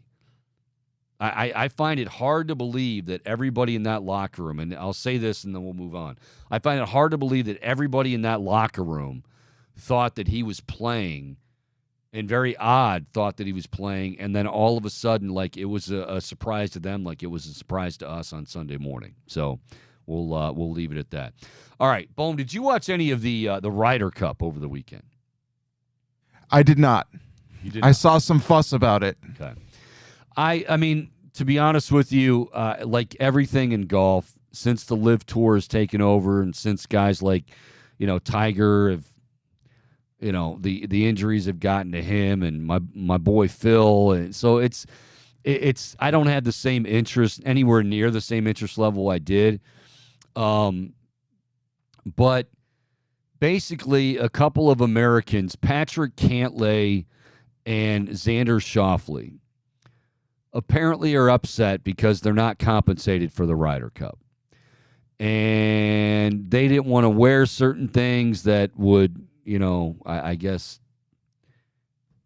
like sponsored gear? Sponsored gear that was the PGA, whatever. So they were doing things like not wearing hats and not. So essentially what they're doing is they care more about, like, the Ryder Cup means a lot to the Europeans. It does.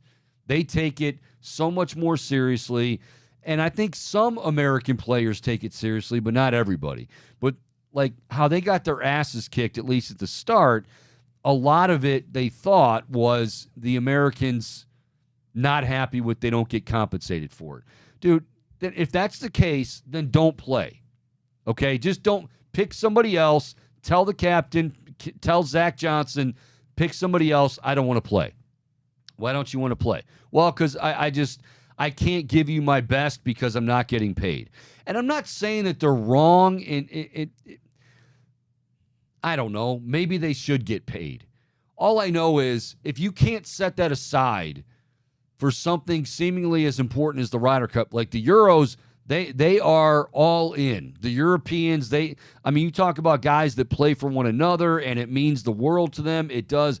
With the U.S., they're more worried about, well, this is time away from my family, and on top of it, I might not be getting paid, or at least I should be getting paid more than I'm getting paid now. Like, I don't know. It's just, I'm all about guys making money. Okay, really, I am. I'm all about guys making money and NIL, that whole thing. But at some point, I think it starts to become a bigger issue, and it becomes a bigger issue than playing itself, the sport itself. It takes over a guy's want to. It takes over a guy's desire to win. Like, it's all about that. And when that happens, like, that just sucks. Cantlay is shaking his hat because and they were the Euros. By the way, I think in 2 years, if I read right, it's going to be back on U.S. soil. It's going to be played at Bethpage Black. For those of you that don't remember, Bethpage Black, which is a public course, owned, I think, by like the New York Parks Department. That was the one that got all over Sergio. That was when Sergio had the, he just kept doing the little wiggle waggle, and they would just be like, hit it already. So that crowd can get very, very demonstrative. New Yorkers, Chico. What's that? New Yorkers. Those East Coasters. I would guess that they will definitely be on their game in a couple of years. But seriously, like Patrick Cantlay and Xander Schauffele, if it's that important to you that you can't or don't want to or both play your best golf unless you're compensated, then just get off the team. I'm not saying you're wrong, but you're not helping anybody. There are guys that do want to play. There are guys that do want to win, and I guarantee you the guys on the European side absolutely want to win, and they play as such, and they are cutthroat about it. And some people don't like it in America, like, oh, they take it too seriously. No, I mean, it's a big deal. I like some sporting events to still be a big deal, just like I like some rivalries still to be a big deal, even though they seem to be going by the wayside in college sports because of money.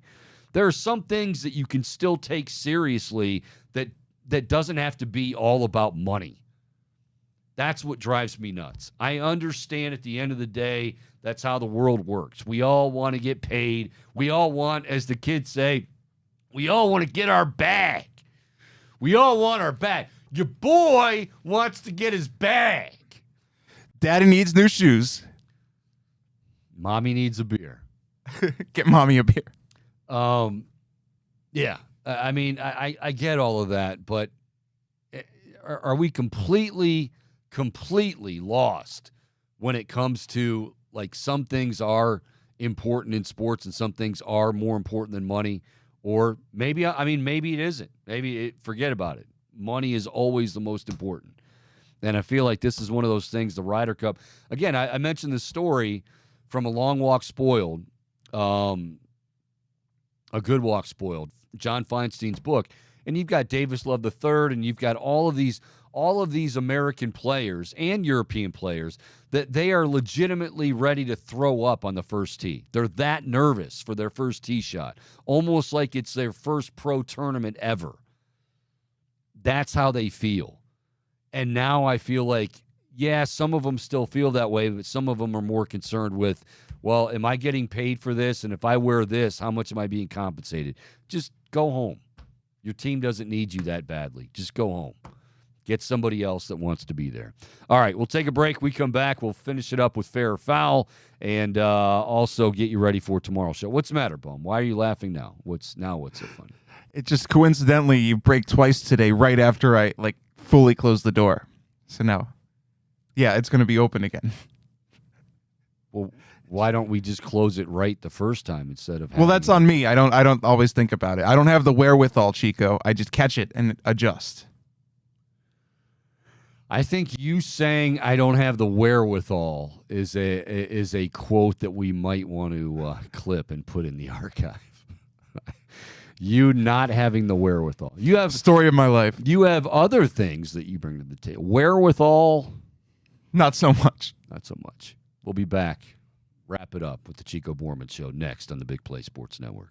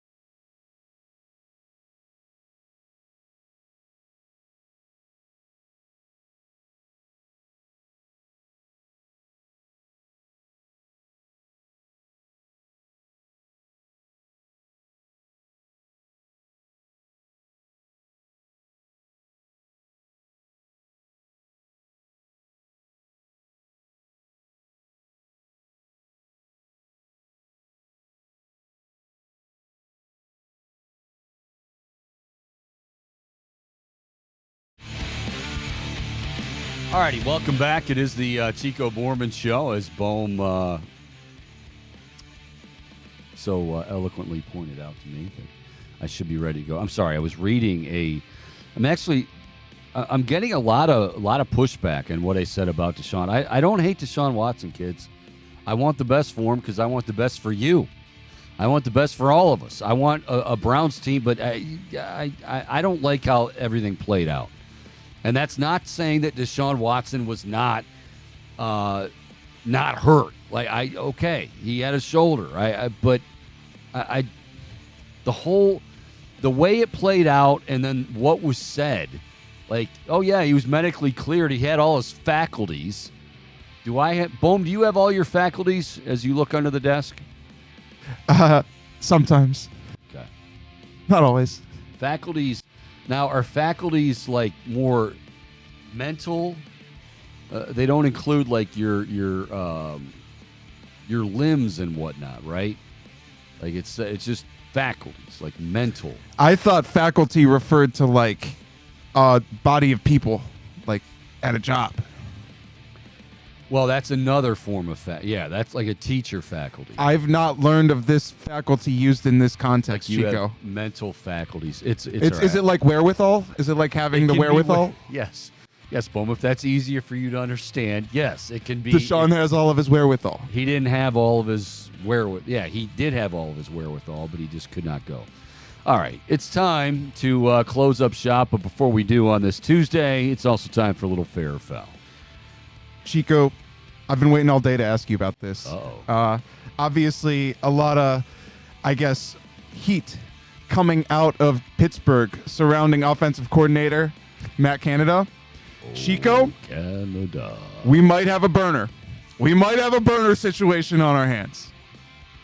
At Danny Football 77. And no tweets. You look through his replies, though, it's all in defense of Matt Canada. So this is kind of like I had one of these with that Texans guy, John C. Prepper. Yeah? Who I thought was Jack Easterby. Oh, really? Yeah. Oh, yeah. We went through. We went back and forth for a good year or so. Just to read you a couple of replies here from Danny Football. Good old Danny Football over here. So the O-line is an excuse for Kenny's struggles, but the OC is expected to turn water into wine. Makes sense. Or we've also got, and then when the next guy doesn't magically turn him into Patrick Mahomes, he'll be the castaway too. Amongst other replies. Fair or foul, Chico? You buying that the Steelers OC has a burner account going right now? I think it could be somebody else like close to him running that. I do know this. Matt Canada, and I've talked to people in Pittsburgh. Matt Canada is well aware, maybe too much aware, that he is under fire, that the fans just don't like it. They haven't liked him. Like I said, it's like the worst kept secret, even if it is a secret. It's not there. They don't like the guy. They want him out. They think he's had a lot. And some of it's probably fair, and some of it probably is unfair, because when Ben Roethlisberger retired, I think Steeler fans had it in their head that, okay, well, we'll just keep right on marching along. And it doesn't work that way. But having said that, even Roethlisberger had issues with Canada. So, like, this guy, he has, like, 9 lives in the organization. It's like he's like Costanza when he tries to get fired and he can't get fired. No, sir. I'm tired of all your macho head games. Macho head games? What are he can't get fired. But when Tomlin said, Tomlin was asked point blank after that debacle to the Houston Texans and your boy, C.J. Stroud, he said, absolutely, there's going to be changes. I don't know if he meant like on the offensive line, if he meant OC. Who knows? We'll just have to wait and see. Moving on today's edition of Fair or Foul. Yes. So last night was Monday Night Football, and the Giants just got ransacked by the Seattle Seahawks. That was a bad both sides, even though Seattle won. That was just bad football all the way around. And fortunately, I got my 2 points from Darren Waller. I came away with the dub, but that's beside the point. I think most notably from this game, the one thing that really caught my eye was Brian Dable's vivid frustration with Daniel Jones, including coming to the point of like just giving the F it, like throwing the clipboard, beside the iPad right beside him. Fair or foul, Chico, Daniel Jones is going to remain the starting quarterback for the rest of, is going to survive as the Giants starting quarterback for the rest of this season. Well, I don't know what the alternative is, and I do know the reality is you paid this guy. Now, there's been a lot of hubbub, you may have heard, when a guy by the name of Saquon Barkley wanted some money, and they said it's not there. They did compromise, but nowhere near, what Daniel Jones got, and that thus starts you paid the wrong guy, and so I don't. The reality is when he's getting paid that much money, I don't know if there is another option. I know it's not just Daniel Jones. I mean, the offensive line, Seattle had 11 sacks in that game. Didn't they have 11? Did I read that right? It was something absurd. Yeah, it was just constant. Crazy. And some of that I'm sure is on Daniel Jones, but I mean, look, this problem, Brian Dable, didn't Brian Dable throw the 12 kegger on the eve of their first game, and they got blown? I'm exaggerating a little bit. The troubles for the New York Giants, but unfortunately, when it's your quarterback and it involves your quarterback and he's not playing well, it's kind of like if mama ain't happy, ain't nobody happy. And right now, nobody's happy in New York. Truly, nobody's happy in New York. Jets, Giants, nobody. Yeah, Chico. Yeah. I mean, things might be rough here in Cleveland, but I mean, just New York football fans in general. Well, outside of Buffalo, Giants and Jets fans. Well, the Jets. I mean, I feel for the Jets fans though, Yeah, because absolutely. they had so much. I mean, that was completely different. I mean, you had your season just completely taken out from under you 4 snaps in.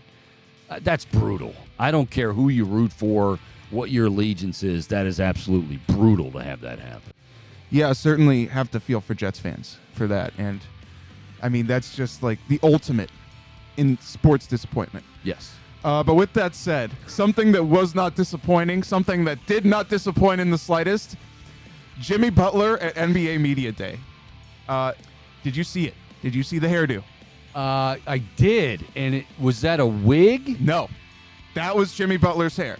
So he has a tradition of wearing rocking funky hairstyles to NBA Media Days, right? He's done it every year. Last year, he had like really big spread out dreadlocks. Oh, I didn't. This is the thing he does every year for Media Day? Yeah. Oh, I didn't know It's so that. funny. He was Right. seen during photo shoots with some of his teammates, and they were like making fun of him for it. And he was like, "This is my Halloween." And Bam Adebayo's just like, Wasn't it like Fair. straight? yeah. It's like Like emo hair. He had yes, an emo that's what hairdo. he said. He said I was eating. Yeah. So during a media interview, a media member had what I thought was maybe one of the best, my favorite nickname for this Jimmy Butler look. Are you familiar with the band Fall Out Boy? No, I'm not. Well, there's a band called Fall Out Boy, right? So they asked Jimmy Butler what your favorite name is between a few options, and he, you see his face light up right away. He's like, Ball Out Boy. Fair or foul, Chico, you rocking with that nickname for Jimmy Butler this season.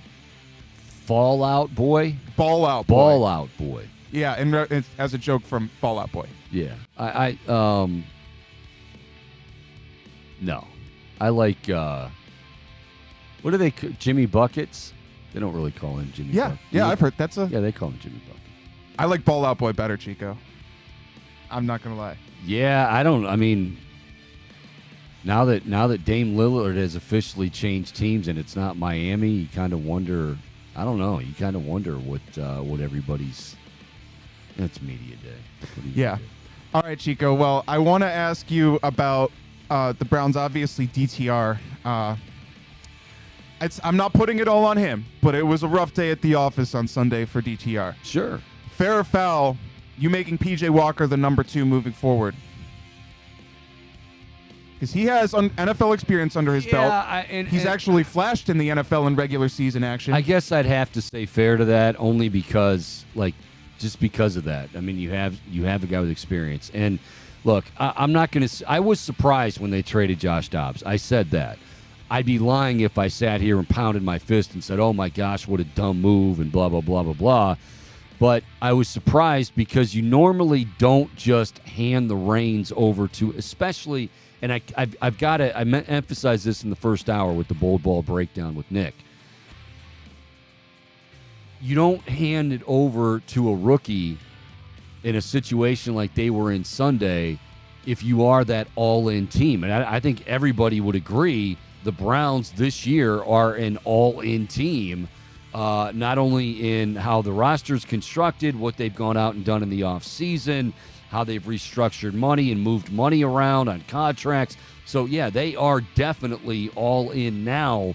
And so it doesn't seem to kind of fall in line with if you're going to have a backup quarterback. I'm not saying he's got to be highly paid. Like, nobody's looking to, Case Keenum getting $6-7 million a year, but at least have him be a veteran that's not going to be overwhelmed getting a start. I thought DTR, and I don't even fault him for it, I thought he was completely overwhelmed, as he would be. Naturally. Because it ain't preseason. And, Baltimore, especially in that defensive coordinator, Mike McDonald, I mean, that's every D coordinator tries to do that, but that's what he's known for, even back to his Michigan days. So, yeah, you knew that was going to be ugly. Well, Chico, I would be remiss not to put a bow on things for today's edition of Fair or Foul if I didn't ask you this. So we were filming the Reflog show last night, right? And Hayden Grove was in studio. Great interview if you want to check that out. Love Hayden Grove. Very talented guy. Yeah, he's awesome. Yep. And he was talking about, they were asking him about potential replacements for Tito, right? And he specifically mentioned, keep an eye out if the Yankees were to fire Aaron Boone. Oh. Chico, fair or foul? Guardians should make a play for Boone's younger bro.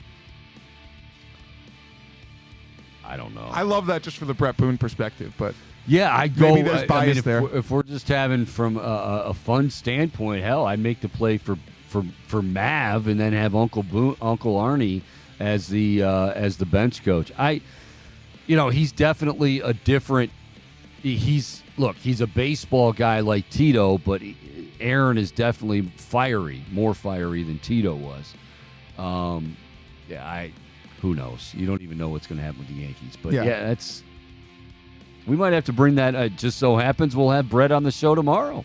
Oh, yeah. Got to ask him. We'll be talking playoffs. We'll be talking managerial decisions and all kinds of good stuff. I honestly don't hate it, Chico. I know Nick Shook was in here, and I brought it up to you off air, and Shook was just like, ugh. Yeah. Ugh. Shook wasn't a big fan of that move. Not too involved. I think a lot of people probably would feel that way. But it's, experience with a big-time market. The pressure is not going to be too much for him. Former player, pedigree. But. Fiery. But. He's not winning. He's not going to have the payroll. That's the thing. That is a transition. Tito, you realize this always amazes me, and it will never not amaze me, that Tito was actually being de-recruited by Chernoff and Antonetti and all those guys, and Shapiro, and just Shapiro's even there. I don't know. Basically saying, Tito, you understand, your age and what you've been through, and this isn't Boston. You're not going to have that. He's like, no. I want to be here. I'm going to put this in all caps.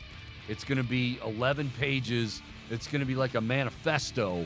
This is why I should be the manager. So, a guy, it would be a culture shock for a guy like Aaron Boone to go from New York, if in fact that happens, to Cleveland. If for no other reason, the payrolls, although the Yankees made some very egregious mistakes. Giancarlo Stanton is owed so much money over such a long period of time, and the guy contributes nothing. Certainly not up to what they're paying him. So we shall see. All right. Yes, Boom, is that it for Fair or Foul? Did you want to throw one more in there? That will do it for today's Fair or Foul, Okay. Chico. All right. Well, we'll have plenty of baseball talk tomorrow on the show. I mentioned my dark horse. I've got Toronto and Atlanta in the World Series. We'll get Booney's picks as the wild card gets underway today. Matter of fact, I think as we speak, getting underway. Folks, if you need bet credits for football season, the Big Play Network is presented by Tipico Sportsbook. Tipico Sportsbook app has your traditional bets like the money line, spread, and point totals, but you can also lock in player props. Check out our Big Play boosts every single week to back your favorite Cleveland teams and athletes with the best odds in Ohio. Get in the action. Load up for football season using promo code Chico150. That's Chico, CHICO 150 to get $150 bet credits on us, plus a $30 dog pound bet. Bet with the Big Play crew all season long with Tipico Sportsbook. Thanks to Nick Shook, another great edition of the Bold Bald Breakdown, which you can catch on all our formats. I'll be back with you again tomorrow at noon, also for Mr. Bombastic. We'll talk to you tomorrow. We'll talk some baseball tomorrow as well, again, with the former All-Star second baseman, Brett Boone. Until tomorrow, enjoy the rest of your Tuesday, everybody. See ya.